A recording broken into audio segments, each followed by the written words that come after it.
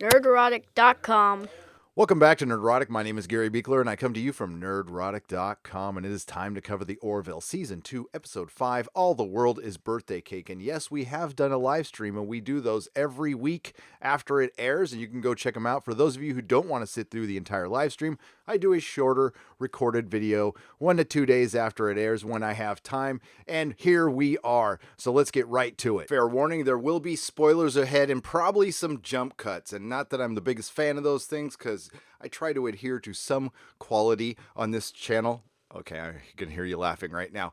But I figure if Phil DeFranco can get away with them, I can too. This episode was directed by Robert Duncan McNeil, who is, of course, Lieutenant Tom Paris from Star Trek Voyager, and written by Seth MacFarlane. We also have Alara's replacement, Lieutenant Tala Kayla, played by Jessica Zor, who also happens to be another one of Seth MacFarlane's ex-girlfriends. And considering the current climate in Hollywood today, it is best to keep our ex-girlfriends close, isn't it, Seth? We start out on a very Earth-like planet with a group of leaders led by a prefect played by John Rubinstein. Very well, I might add. They have a SETI-like signal array, and they are sending out their first signal to the stars to let everybody know they are there, setting up possible first contact. Our first scene on the Orville, we are meeting Tala for the first time, and already I miss Alara. I'm going to tell you right now, it's going to be a while till I can get over not having her in the show. I think she actually played a great part. I love the dynamic between her and Kelly.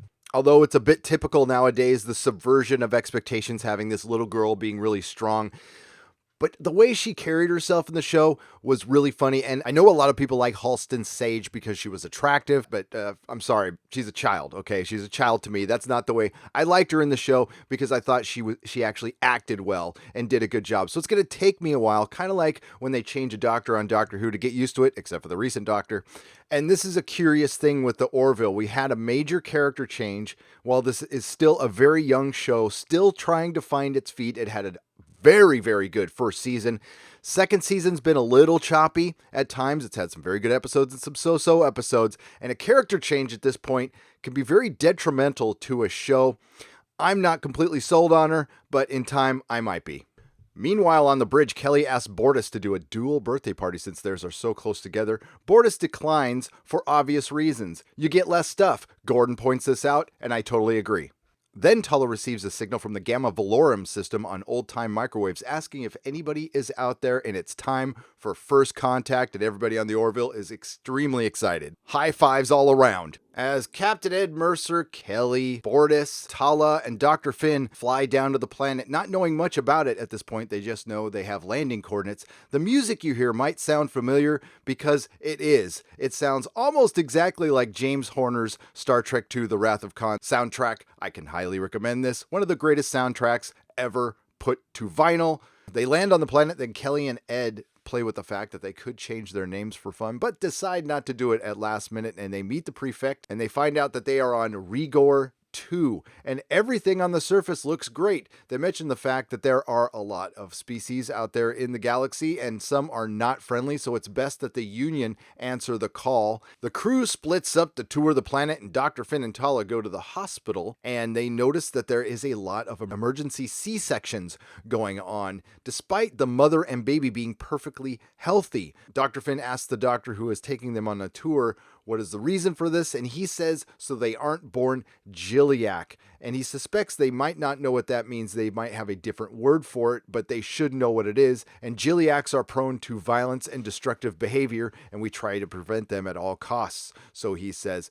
I find it strange that they might have one different word, but they're understanding each other in perfect English, so I guess there's some form of universal translator in play here that they haven't mentioned. Later that evening, everything seems to be going great at the state dinner. They're discussing the differences in their society. Tala gives a display of her strength on a candelabra. They talk about the Union not having currency, and they use reputation as currency. And Captain Mercer saying everybody deserves a chance at happiness, and we all do better when we do better. Then the unthinkable happens. Kelly casually mentions that it's her birthday and Bortus's as well, and that this first contact is the best birthday present that she could have. And the prefect promptly has has her and the entire crew taken away. The prefect orders the remaining crew to be taken to processing. Dr. Finn and Ed Mercer protest, ask what they have done to offend. The only thing the prefect says is, you brought them within our midst at a state dinner, no less. Tala, Dr. Finn, and Ed are taken to processing, where they take out a little piece of their tooth. Then they are taken back to the prefect. Dr. Finn quickly finds out that this is a planet governed by astrology, when the prefect points out that Kelly and Bortus are Giliacs,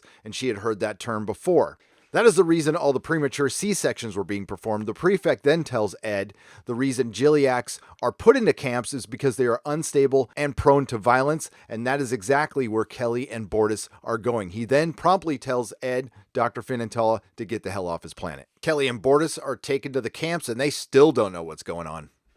I don't know how much you want to read into the message of this episode, other than an extremist form of astrology being used in relation to eugenics is bad. I mean, you could look deeper into it. You could look at it with some religious aspects, but I think they just kind of leaned on, wouldn't it be funny if a planet was run by astrology? Bortus and Kelly meet the prison commander, and he tells them that they are Giliacs. They still don't know what that is, but if they work well, they would be treated well. If they work badly, they will be treated badly. And so it goes. Then we see Ted Danson as Admiral Perry, as Captain Mercer is pleading with him and the Union to step in with negotiations, although it's very dicey during first contact, and Admiral Perry alludes to the fact that they might have to leave Kelly and Bortus behind. Admiral Perry sympathizes with their cause, but they have to find a different way. They can't go in guns a-blazing 24 hours after meeting these people. Dr. Finn then tries to explain astrology to Isaac, and then Isaac points out that the satellites orbiting the planets are only for getting the position of stars, and that would explain a lot, and that, of course, comes up later. Bortus and Kelly quickly figure out why they are in there, and it's because she had mentioned her birthday. Then they break up a fight and make some new friends, Eukainia and Roko. The next scene, the prefect is giving a speech. They are entering the cycle of the Giliac. So all babies born within this month have to go directly to the camps, and if you don't give your baby up, there will be severe consequences. The stars do not lie is brought up by the prefect and Roku, and Ed Mercer tries to plead with the prefect one more time to release the people. He tries to explain to him that a star is simply a star, and really he's trying to talk somebody out of their religion. It doesn't work, and he tells them to leave and to forget about his people. We have a bit of a time jump. It's been almost 30 days, and Captain Mercer is pleading with Admiral Perry one more time to see if he can get Kelly and Bortus out of there. He says the Orville has to leave in 24 hours, but he'll send a diplomatic envoy. Cassius is watching the whole thing, and he brings up using weapons to go down there, but Mercer says we got to find another way. I thought that was interesting that Cassius, the teacher, brought up using weapons. Now, of course, it could be that he's in love with Kelly and he's worried about her, and that's, on the surface, looks like a good reason to say that. But think about this. They already did this with Lieutenant Tyler. Do you think they're doing the same thing with Cassius? Do you think he's a Krill?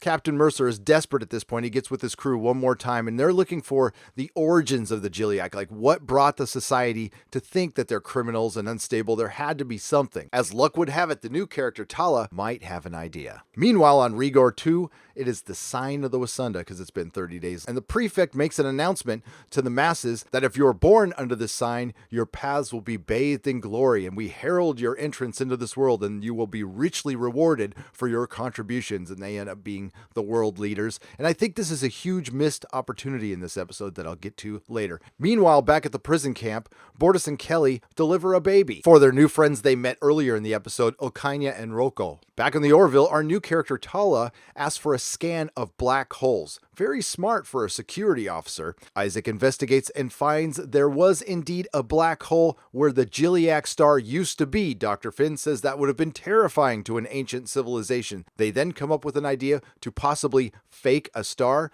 Gordon says there's no way we can do it, but Lamar might have an idea. After just having a baby, Eukainia is back on her feet and hiding her baby under the floorboards because it was born under the sign of the Wasunda. The father wants to give it up because it would have a better life, but the mother wants to keep it there with them in the prison. Then an inspection happens, and of course, the father gives up the baby to the prison guards, which is the right move. It's the best move for the baby. And of course, Eukainia is in tears and broken up about it. as Bortus and Kelly look on helplessly. Lamar devises a solar sail that would have micro-stabilizers that can last forever to simulate the Gilliac star, and it would look like that the star has returned, leading the Rigorians to let Kelly and Bortus go. After watching the baby getting taken away, Kelly decides that it's within the rules of first contact to act like a Gilliac and escape violently, and they rack up a kill count. Just look at those gun-firing duck lips. Kelly and Bortus' kill count: 1, 2, 3, 4, 5, 6, 7, 8, 9, 10, 11, 12. Now, a couple of those people could be mortally wounded, but I'm going to call them kills, and I guess that would be breaking the rules of first contact. Kelly and Bortus are set to be executed on the spot by the prison commander, with all the Gilliacs in the prison looking on. Meanwhile, Lamar and Gordon release the solar sail, and just in time, right before they're going to execute Kelly and Bortus, one of the Gilliacs viewing the execution notices a star in the sky. The next scene, we see the prefect getting confirmation that it is indeed a star. The Orville is jamming Rigor 2's satellites so they can't detect it's a fake star yet. And when one of the cabinet members asks what this means, the prefect just says, change. We end the episode on the bridge of the Orville, and Kelly and Bortus are indeed having a dual birthday party. Lamar and Gordon show a funny little video of them dancing. Bortus doesn't think it's funny. Kelly does. And then we see Cassius and that sweater, and I am suspicious. Kelly asks Captain Mercer what's going on the planet. Then he says something that I found confusing. Maybe you didn't. He said the last of the camps have been opened. So does that mean that they aren't going to open any more camps, but they're going to continue to keep the Gilliacs in the camps they have? Or did he mean to say the last of the camps has been closed? Kelly then goes dancing with Cassius, and Captain Mercer looks on longingly, and we end the second episode in a row with a late 70s pop song. If that ending sounded rushed, well, it was. It was a pretty decent episode, not as good as last week, but better than the first two. I give it a 7 out of 10. It had a rushed ending, and killing 12 people had to break first contact rules in some form or another, and then they didn't even acknowledge it. Now, with Lieutenant Tala and her just staring out the window and coming up with the black hole theory, that was a little too rushed. And Lamar coming up with the solar sail just out of nowhere, and it just works. And they all wrap this up in like a few minutes. I had a problem with that.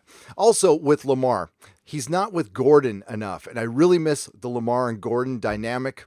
And it seems like Seth is true to his word, what he said at Comic-Con this last year when I was at the panel, that there was going to be less humor in this season, and I totally disagree with that. I think they should ramp it up just a little bit. Yes, I know this is a Star Trek parody, and you can pull your Star Trek parody card whenever you want.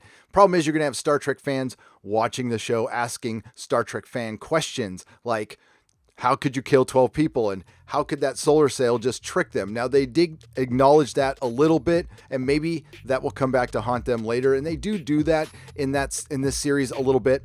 But overall, it's pretty good. It's a choppy season so far, folks. I love the Orville. I want it to do well. I think it was a huge missed opportunity to have a planet run by astrology and not really dive into that, have superstitions, mess with different signs. There was a lot of places you could have gone, and they just didn't. They wasted so much time introducing the Rigorians. They could have cut that whole part out in the beginning. I have to acknowledge again that Seth hiring his ex-girlfriends to be in a show is hilarious and a bit genius. If you like what you heard, please like, share, and subscribe. If you didn't like what you heard, hey, thanks for listening this long. I have a website, nerdrotic.com. That's where our live stream schedule is. We cover Star Trek Discovery and the Orville live after it airs. Susan Layton from 1428elm.com joins me for the Orville recaps. And again, if you don't like the live streams, that's why I record these short videos. I want you all to have a great day, and we'll see you next time. May the small folks sing songs of your greatness.